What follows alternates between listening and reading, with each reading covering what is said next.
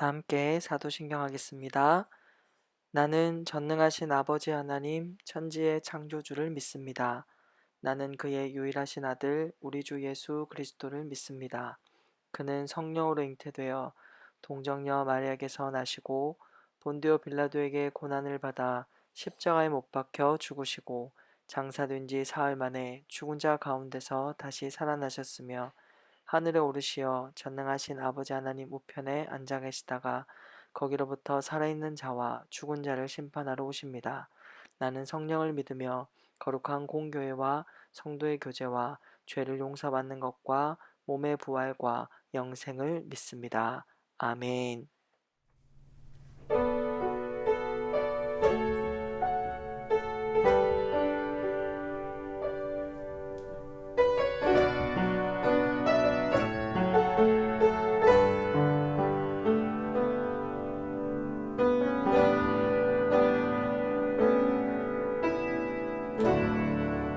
주님 손에 맡겨드리리 나의 삶 주님께 주님 손이 나의 삶 붙드네 나 주의 것 영원히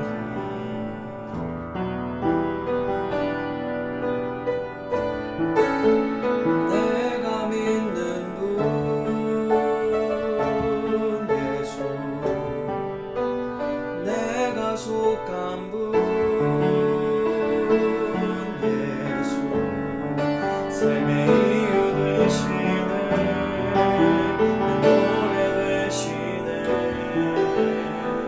전심으로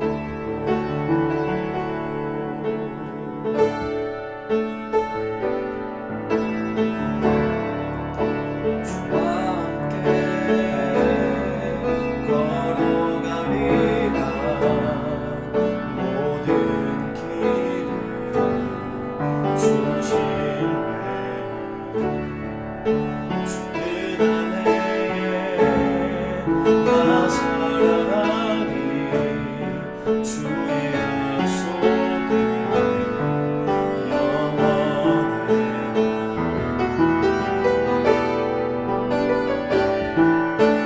내가 믿는 분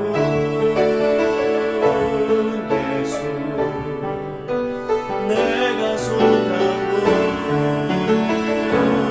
예수 삶의 이유 되시네 내 노래 되시네 내가 믿는 분 예수 내가 속한 분 예수 삶의 이유 되시네 노래 되시네 전심으로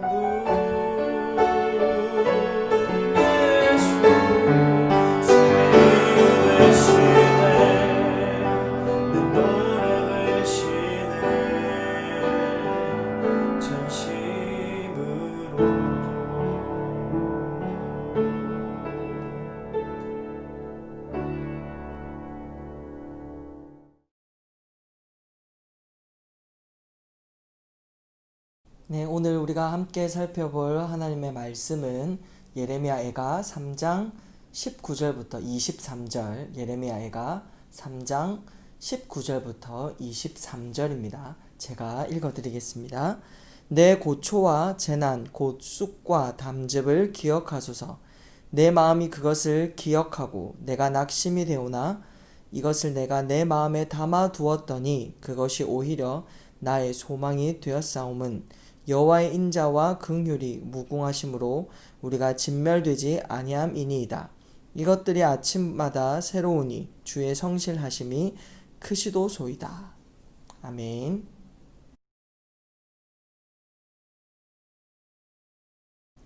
네, 오늘은 원인이 뒤바뀐 결과라는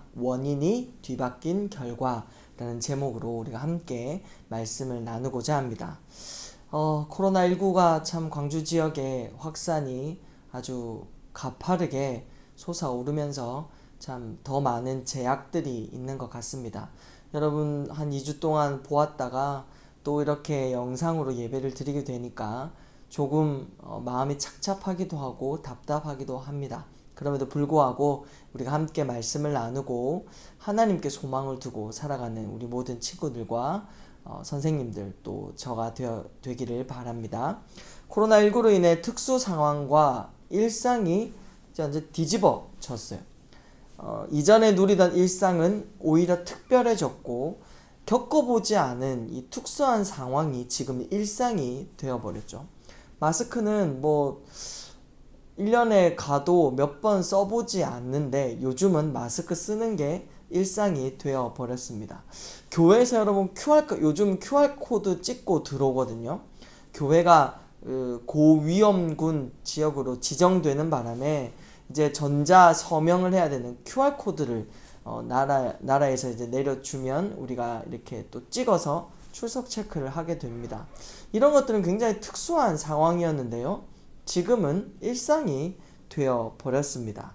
예배 시간에 띄엄띄엄 앉는 것이 일상이 되어 버렸고요. 악수도 하지 않고 마스크를 낀 채로 대화를 하는 것, 이것은 전에는 없던 일이었는데 지금은 우리의 현실이고 일상이 되어 버렸습니다. 이전에는 상상하지도 못한 일들이 지금은 우리가 하고 있는 현실이 된 것이죠.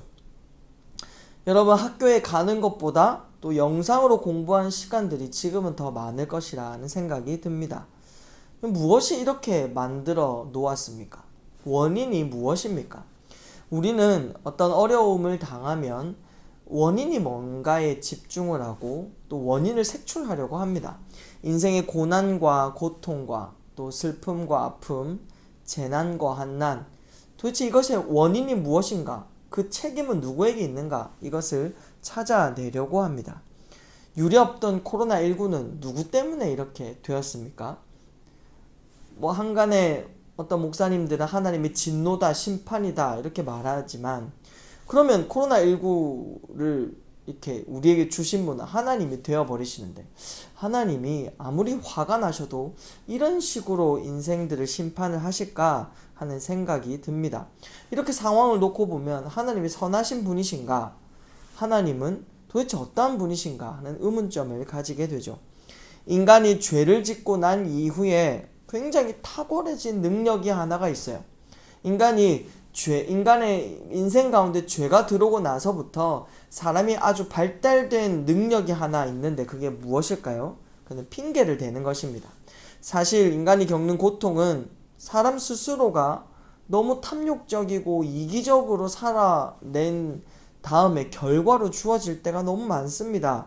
코로나19도 사실은 인간의 탐심과 탐욕 때문에 비롯되었다라고 보는 것이, 그러니까 원인이 인간의 탐욕과 탐심에 있다라는 것으로 보는 것이 더 맞지 싶습니다. 그런데 우리는 이 문제를 놓고 기도를 해보고 또 생각을 해볼 때 도대체 하나님이 왜 이러실까? 이렇게 갑니다. 하나님의 진노다, 심판이다 이렇게 하면서 비난의 화살을 하나님께 겨냥을 하는 경우가 많죠. 하나님이 있다면 왜 세상에 이런 일이 벌어지나? 하나님이 선하시다면 왜 이렇게 악한 일들이 일어나나? 하나님이 공의로우시다면 왜 악인들은 판을 치고? 이럴 때에도 여러분 돈 많은 사람 부자들은 잘 살지만 사회 취약계층 또 소외계층들은 굉장히 어려움을 겪습니다. 하나님이 도대체 공의로우신 게 맞는가? 세상이 이런 꼬라진 걸 보니 하나님이 없거나 하나님 우리에게 관심이 없거나 또 하나님은 아무 능력이 없거나 그럴 것이다 라고 판단을 하죠. 이런 말들이 수없이 쏟아내지면서 하나님을 향해 정죄합니다. 그런데 이 사태가 정말로 하나님 때문에 벌어진 일일까요? 하나님이 원인자이실까요? 인간 때문에 이렇게 된 것일까요? 여러분, 책임 소재를 좀 분명히 해야 될 것 같습니다. 답은 인간의 탐심과 탐욕에 있습니다. 우리가 잘못 살아서 세상이 더 악해지는 것이고 우리가 우리 마음대로 너무나도 살아서 자연이 파괴되고 전염병도 훨씬 많이 돌게 되는 것이죠. 인간이 악해질수록 병도 독해지는 것을 볼 수가 있습니다. 나의 인생의 결과는 결국엔 내가 한 말, 생각, 또 마음, 행동, 습관, 나의 인격 이런 것들이 뭉쳐져서 빚어낸 것이 우리 인생의 결과입니다. 그러니까 내가 내 인생의 원인자이고 또 내 인생의 어떤 결과는 나에게 책임이 있다라는 것이죠. 누구를 탓할 수가 없는 것입니다. 세상의 모든 것은 그래서 원인이 있고 또 결과가 있습니다. 원인에 따른 결과가 도출되죠. 죄를 지었기 때문에 사망이 온 것입니다. 사망이 무턱대고 인간에게 죽음이 무턱대고 찾아온 것이 아니라 죄가 있었기 때문에 사망이 있고 그 다음에 죽음이 있는 것이죠. 그러나 하나님은 이 모든 것을 뒤집어서 다르게 역사하십니다. 우리가 만들어낸 죄와 사망과 저주의 원인을 제공하신 적이 없는 그 하나님이 이것을 뒤집으시죠. 하나님이 책임지실 일이 아니었습니다. 인간의 죄도 하나님이 고안하고 기획한 게 아니죠. 사단이 인간을 망치려고 기획을 해 놓았던 것이죠. 그 덫에 사람이 걸려들었을 뿐인 것입니다. 사망을 이끈 건 인간의 죄였고 그것을 기획한 마귀에게 그 원인이 있는 것입니다. 그래서 어떻게 되었습니까? 애초에 책임지실 일을 하시지도 않은 하나님이 결과에 개입을 하셨습니다. 애초에 기획도 계획도 회의에도 참석하시지 아니하신 그 하나님이 사망을 조장하고 저주를 만들고 죄를 유혹하는 그 현장에 계시지 않았던 그 하나님이 그 사망의 결과에 죽음의 결과에 개입을 하셨습니다. 용서와 구원이 우리의 영원한 결과가 되도록 자기 아들 예수 그리스도를 원인으로 우리에게 보내주신 것입니다. 원인이 바뀌면 결과가 바뀌는 것이죠. 죄는 반드시 사망을 낳는다면 예수 그리스도의 따른 결과는 무엇입니까? 생명이요, 구원이요, 용서요, 은혜요, 자비 이런 것들이 되는 것입니다. 그 아들 예수 그리스도를 우리 인생의 원인으로 보내주셨습니다. 우리는 예수님을 믿음으로 이제 사망을 낳는 결과를 얻는 게 아니라 영생을 얻는 결과를 우리는 취하게 되는 것입니다. 영생을 낳는 예수 그리스도를 원인으로 가지게 되었죠. 사망을 낳는 죄를 원인으로 가지는 것이 아니라 생명을 결과로 내는 예수 그리스도를 원인으로 가지게 되었습니다. 그것이 믿음으로 얻게 되는 것이죠. 그래서 예수님을 믿으면 그 예수 그리스도가 행하신 일, 십자가의 사랑, 그 십자가의 구원, 그것을 믿으면 그 예수 그리스도 하신 일이 원인으로 우리에게 주어지고 결과는 영생이요 구원이요 천국이 되는 것이죠. 여러분, 이것이 우리에게 참 소망이 되는 것입니다. 오늘 본문도 사실은 그 이야기를 하고 있습니다. 오늘 본문은 쫄딱 망해버린 이스라엘에게 무엇이 참 소망인가 하는 점을 말해주고 있습니다. 소망이라는 것은 이제 어디다가 기대를 걸고 살 것인가에 관한 문제이죠. 이스라엘 백성의 가장 중요한 것 중 하나가 성전입니다. 그런데 그 이스라엘의 성전이 무너져 버렸습니다. 나라가 완전히 망해버렸다라는 것입니다. 백성들은 포로로 잡혀가게 되고 온 땅은 완전히 황폐해져 버리게 되었습니다. 요즘 코로나19 때문에 전 세계가 난리가 났죠. 무엇보다도 사람들의 마음과 삶의 시간들이 굉장히 퍽퍽하고 황폐화되고 말았습니다. 고통의 강도는 나라를 빼앗긴 이스라엘 백성과 조금 다를 수 있고 충격의 정도는 조금 강도가 다를 수는 있지만 고통스러운 것은 비슷할 것입니다. 19절에 고초와 재난 곧 쑥과 담즙을 기억하소서라고 되어 있습니다. 무슨 뜻입니까? 이건 다 쓴 것들에 관한 이야기거든요. 마음이 쓰다, 인생이 쓰다라는 것입니다. 사람이 심한 고통을 당하게 되면 온몸에 독이 퍼지듯 마음도 입도 쓰게 됩니다. 문제는 고통을 당하는 그 당시도 힘들지만 현실의 문제에 부딪히는 고통도 크지만 예전에 아픈 기억들 때문에도 여전히 마음이 쓰라린 것이죠. 여기서 재난은 쉬지 못하다라는 뜻도 있습니다. 고통의 때를 지나면 마음도 생각도 좀처럼 사람은 쉬지를 못합니다. 그러니까 온몸에 쓰디쓴 독이 확 퍼지게 되는 것이죠. 20절을 보십시오. 내 마음이 그것을 기억하고 내가 낙심이 되오나. 여러분, 고통의 흔적들은 굉장히 오래갑니다. 상처의 기억과 지금의 상황 때문에 또한 크게 낙심을 하게 되죠. 여러분, 우리는 다 치유되지 않은, 말끔하게 해결되지 않은 기억이 다들 있습니다. 생각하기도 싫고 그때의 고통에 관한 단어도 인상도 상상도 하기 싫은 것들이 누구에게나 있습니다.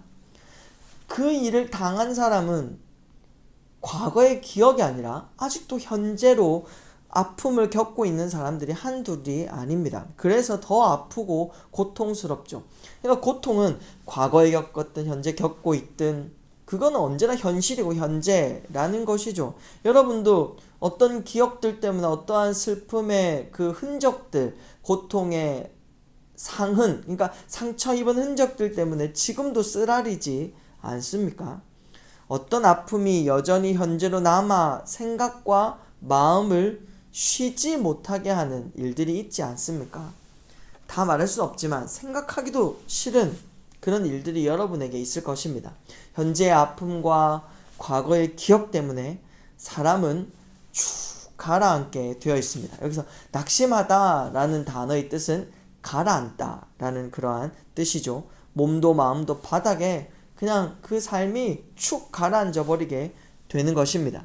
이 정도 되면 사람이 마음도 생각도 내가 원하는 대로 되지를 않습니다. 일으켜 세워보려고 해도 잘 안 됩니다. 그냥 안고 가야 됩니다. 그냥 마음에 한 켠에다 처박아 두고 덮어놓는 수밖에는 없을 때가 많습니다. 떨쳐버리기도 어렵고 도망갈 수도 없고 해결도 안 되고 잊혀지지도 않는 그런 고통과 고난 속에 우리는 그것을 마음에 두고 살아가야 합니다. 마음 한켠에 그냥 두고 가야 하는 것이죠. 21절을 보시면 이것을 내가 내 마음에 담아 두었더니 낙심되고 고통의 기억들을 담아 두었더니 어떻게 되었다고 되어 있습니까? 오히려 그것이 소망이 되었다라고 말씀하고 있습니다. 반전이 일어났죠. 여러분, 고통과 고초와 재난과 쑥과 담즙, 그러니까 아주 고통스러운 현재와 과거의 그 상처 입은 그런 기억들, 내 죄 때문이든 다른 사람의 죄 때문이든 나의 잘못이든 다른 사람의 개입으로 인해 인생이 망가졌든 어떠한 것이든 그 모든 것이 우리의 원인으로 되었다면 끝은 어떻습니까? 저주요, 원망이요, 불평이요, 한탄이요, 가라앉음이요, 낙심이요, 슬픔이요, 고통이요, 이렇게 되어야 할 텐데 반전이 일어나고 있습니다. 그것이 오히려 소망이 되었다. 여러분, 다르죠? 원인이 있으면 언제나 그 원인에 따른 결과가 있어야 되는데 지금은 원인과 다른 결과가 되어 있습니다. 인생 자체를 주저앉혀버린 현재의 고통과 과거의 기억과 다 망해버린 상황이 그것이 오히려 소망이 되었다. 여러분, 말이 됩니까? 원인에 따른 결과, 이건 도무지 맞지 않는 상황들이 벌어진 것입니다. 분명 원인은 고초와 재난과 쑥과 담즙이었습니다. 인생의 독이 나를 주저앉혀버리는 상황이었죠. 지울 수도 떠날 수도 해결할 수도 없는 기억과 아픔이 마음을 뭉개버렸습니다. 영혼을 갈기갈기 찢어버렸습니다. 이건 누가 어떻게 한 것이 아니라 자신들의 죄악과 인생들의 그 무거운 짐이 그렇게 만들어 놓았죠. 내가 내 인생을 망치고 다른 사람이 망쳐버린 내 인생을 나도 같이 짓밟아 버릴 때가 너무나도 많지 않습니까? 이게 원인이면 결과는 죽어야 합니다. 이 정도면 죽는 것이 유일한 결과죠. 그래서 여러분, 극단적인 고통에 내몰리면 사람들이 자살을 생각하는 이유가 여기에 있습니다. 죽는 것밖에는 답이 없기 때문입니다. 죽음밖에는 벗어날 방법이 없다라고 판단해서죠.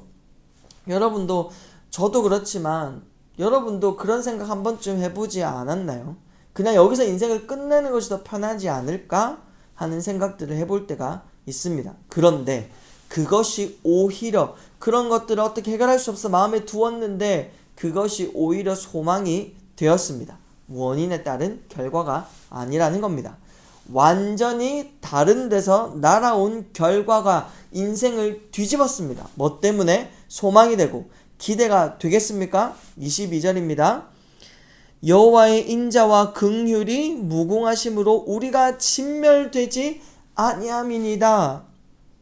여호와의 인자와 긍휼이 원인이 되어 주셨습니다. 하나님의 인자, 이것은 은혜와 자비입니다. 하나님이 이스라엘에게 자비를 베풀어 주시는데 무궁하십니다. 긍휼은 뭡니까? 따뜻한 동정입니다. 나의 죄에도 불구하고 망가진 인생에도 불구하고 하나님이 동행해 주시는 동정, 하나님이 따뜻하게 안아주시는 동정, 죄를 용서하시고 심판을 은혜로 바꾸실 준비가 되어 계신 그 하나님의 모습을 표현하고 있습니다. 그 긍휼이 무궁하십니다. 인자와 긍휼이 우리 인생의 원인이 되어서 그에 따른 결과는 소망과 생명과 은혜와 사랑과 기쁨과 감사와 아주 좋은 것들로 다 바뀌어 버렸죠. 무궁하다라는 말이 중요합니다. 합성어인데요. 없다, 아니다 라는 말과 왕성하다, 소모하다, 끝내다 라는 말이 합쳐져서 무궁하다가 되었습니다. 그러니까 뭡니까? 완성이 없고 소진됨이 없고 소모가 없고 끝나지 않는 그러한 뜻입니다. 하나님의 자비와 동정과 은혜와 긍휼과 용서가 끝없이 우리에게 주어집니다. 소진됨이 없이 우리에게 다가옵니다. 완성되지 않고 날마다 우리에게 새롭게 진행되는 것이 하나님의 은혜입니다. 무궁하다라는 말의 구체적인 뜻은 두 가지인데요. 첫째는 한계가 없다라는 뜻이죠. No limited. 한계가 없습니다. 둘째는 실패가 없다라는 뜻입니다. failed not. 실패가 없습니다. 우리가 받는 하나님의 자비와 은혜가 한계도 없고 실패도 없습니다. 여러분, 이 세상에 한계가 없고 실패 없는 게 어디가 있겠습니까?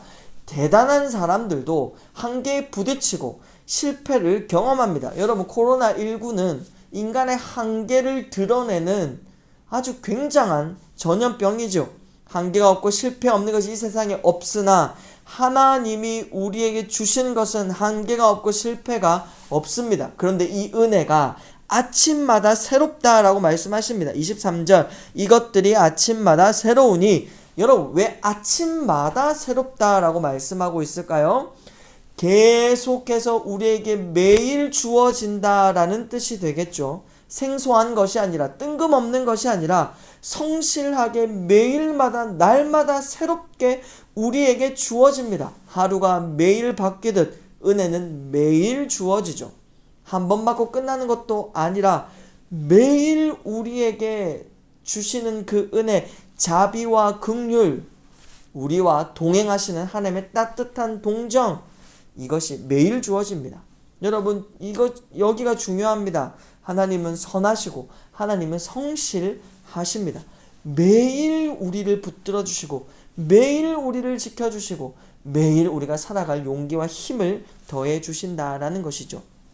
그래서 인생이 곤란한 중에 있더라도 소망이 있습니다. 우리의 인생이 고통 중에 있더라도 이 속에서부터 쓴맛이 올라올 정도로 괴롭고 힘든 가운데서도 소망이 있는 이유는 예수 그리스도 하나님 때문이십니다. 사람은 이상하지 않습니까? 어떻게 할 수 없는 상황까지 가야 하나님을 바라봅니다. 고초와 재난과 쑥과 담즙을 마음에 담아둘 수밖에 없는, 어떻게 떠날 수도 치워버릴 수도 피할 수도 없어서 담아두고 갈 지경까지 가야 하나님께 소망을 둡니다. 여러분, 지금 우리가 그러한 길을 걸어가고 있습니다. 코로나19 때문에 답이 없는 시간들을 보내고 있습니다. 불안과 초조와 두려움이 일상인 시간들을 보내고 있습니다. 인간의 힘으로는 통제도 불가능하고요. 사람의 능력으로는 해결이 나지 않는 이 엄청난 이 사태 가운데 우리는 어디다 소망을 두어야 하겠습니까? 정말 온몸으로 때우는 것밖에는, 그냥 대처하는 것밖에는 할 수 없는 이때에 어디다 기대를 걸고 살아가야 하겠습니까? 우리의 원인, 사망과 저주와 불평과 원망으로 결과가 날 그 원인을 뒤바꿔 주신 그 하나님의 인자와 긍휼의 무궁함에, 그 성실하신 하나님께 우리의 시간과 우리의 소망과 기대를 걸어야 할 것입니다. 인간이 망쳐놓은 인생을 하나님은 살려주셨습니다. 하나님은, 우리는 죽음으로 치닫는 우리의 인생을 하나님은 건지시고 구원하시고 인자와 긍휼을 끊임없이 실패치 않고 부어주셨습니다. 그 증거가 예수 그리스도입니다.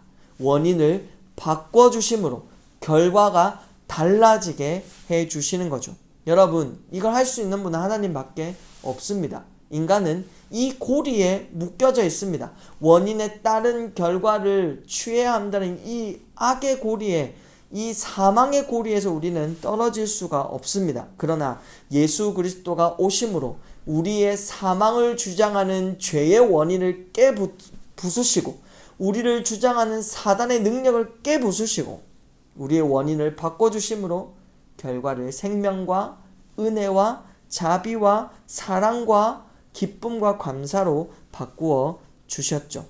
하나님의 구원은 한계도 없고 실패도 없습니다. 하나님의 사랑은 끝도 없고 실수도 없습니다. 오늘도 그 하나님을 믿는 것밖에는 우리에게 답이 없지 않습니까? 그 하나님을 담대히 강하게 믿고 한 주를 살아갔으면 좋겠습니다. 사람은 뭐 해놓고 아차 실수했다라고 하지만 하나님은 우리를 구원해 놓으시고 하나님 우리를 사랑하시고서도 실수했다라는 생각을 하지 않으시는 분이십니다. 그러니 인자와 긍휼이 무궁하신 그 하나님께 하나님을 의지하고 소망을 두며 살아가는 저와 여러분 모두가 되시길 주님의 이름으로 축복합니다. 다 함께 주기도문 하겠습니다. 하늘에 계신 우리 아버지여, 이름이 거룩히 여김을 받으시오며 나라가 임하시오며 뜻이 하늘에서 이루어진 것 같이 땅에서도 이루어지이다. 오늘 우리에게 일용할 양식을 주시옵고 우리가 우리에게 죄 지은 자를 사하여 준 것 같이 우리 죄를 사하여 주시옵고 우리를 시험에 들게 하지 마시옵고 다만 악에서 구하시옵소서. 나라와 권세와 영광이 아버지께 영원히 있사옵나이다. 아멘.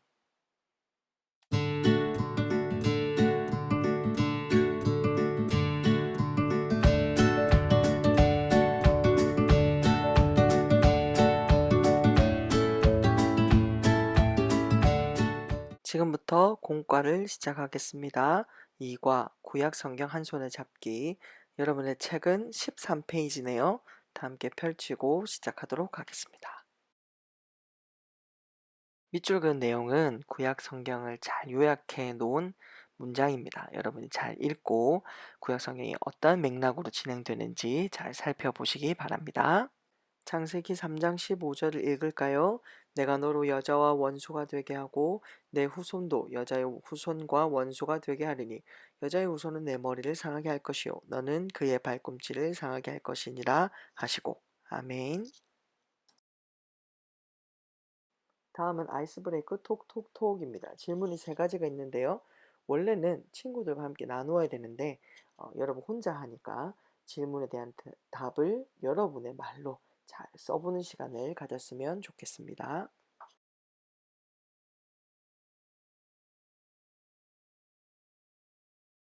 이제 다음 페이지로 넘어갑니다. 14페이지인데요. 구약시대 한눈에 보기 차례입니다.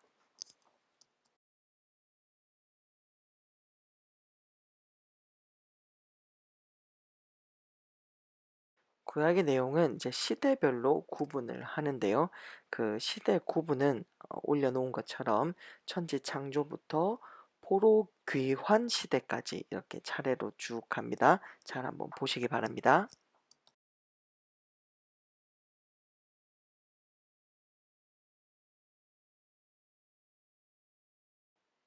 자, 이제 족장 시대 그 빈칸에 있는 사람은 누구인지 한번 써보십시오. 야곱의 아들이 등장을 해야 되겠죠. 누구일까요? 족장 시대에 아브라함, 이삭, 야곱에 이어서 요셉이 좀 중요한 인물입니다. 왜냐하면 요셉의 인생 가운데 하나님의 신실하심을 담아 놓았기 때문입니다.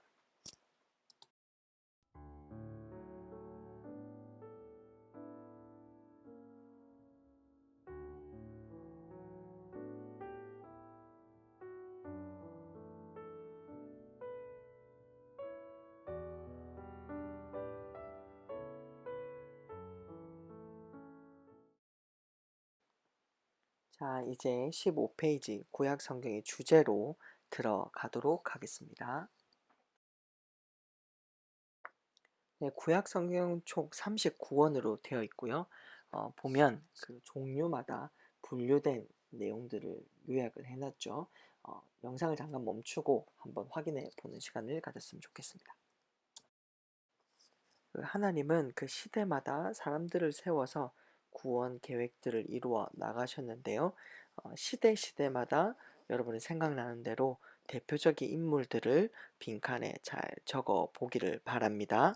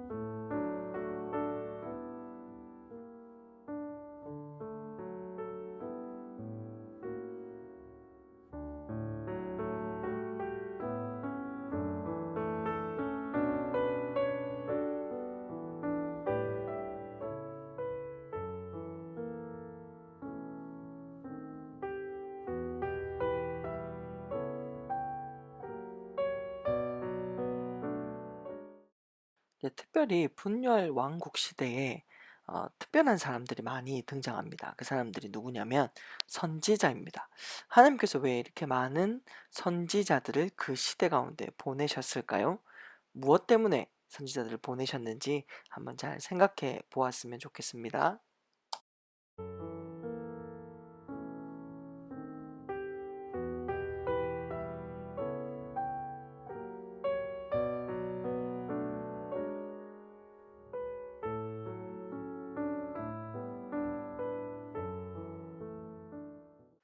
인간의 타락에도 불구하고 하나님께서 선지자들을 보내어서 하나님의 메시지를 전달한 이유가 있습니다. 그래서 구약 성경은 어떤 초점을 향해 가고 있는데요. 그 밑줄에 여러분 답을 한번 잘 써보시기 바랍니다.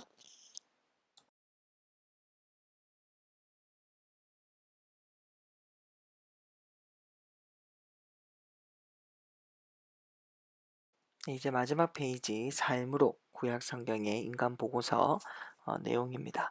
그 빈칸에 여러분들이 어떠한 대답을 할 수 있을지 한번 생각해 보게 될 것인데요. 먼저 인간의 반복되는 범죄에도 불구하고 무엇을 준비하시는 하나님의 무엇을 구약 성경에서 발견할 수 있다. 답을 잘 써보시기 바랍니다.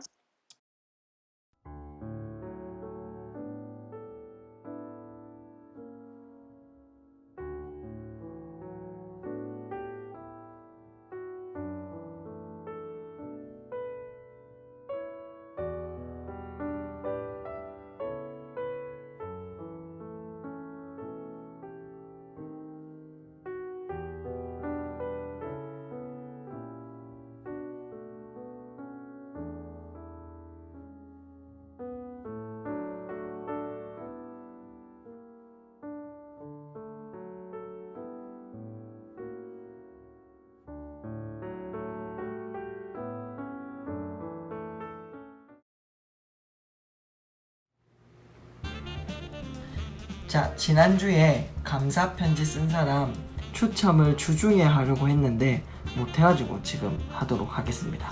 자, 두 사람을 뽑을 텐데요. 이거는요 제가 안 쓰고 제 아내가 썼습니다. 그래서 저는 어디에 누가 있는지 몰라요.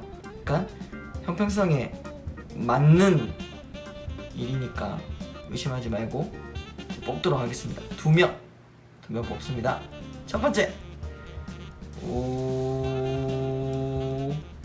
짠! 정세훈 박수! 자, 한 사람 더. 휴. 짠! 김창대 박수! 와!